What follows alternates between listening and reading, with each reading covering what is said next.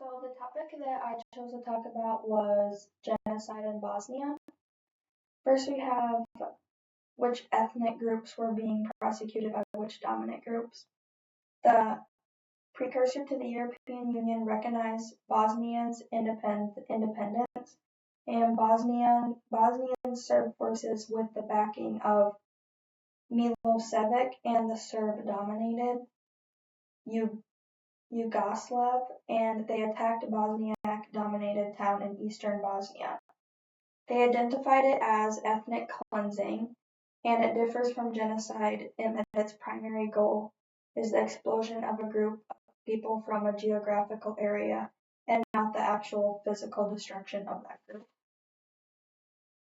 Next is why these social groups were in conflict and why they were doing the things that they were doing. The Bosnian genocide were driven by historical, ethnic, religious, and political tensions that had been existing for centuries. And under the Ottoman Empire, many South laws converted to Islam, creating the Bosniak identity.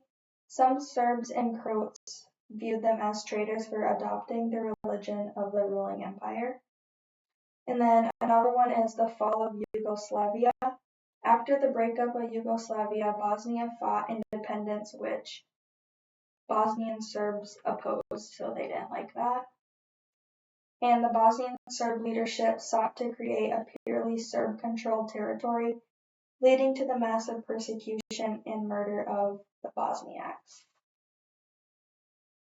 And then I also think it is appropriate to use the term ethnic cleansing when describing the Bosnian genocide, but it's also important to distinguish it from genocide itself.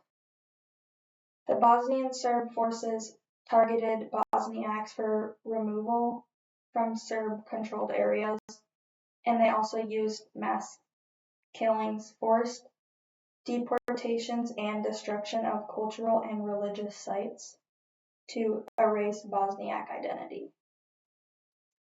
And then how long the genocide lasted and what were the impacts? The genocide and ethnic cleansing campaigns lasted from 1992 to 1995 during the Bosnian War. The most infamous massacre, the Srebrenica genocide, occurred in July 1995, and the war ended with the Dayton Agreement in December 1995. And then the impacts of the genocide were loss of life, and then there was around 100,000 people that were killed in the Bosnian War, and ethnic cleansing and forced displacement. Over 2.2 million people were displaced, which is the largest forced migration in Europe since World War II. And the Bosnian Serb leaders were convicted of genocide, war crimes, and crimes against humanity. And how these events influenced people.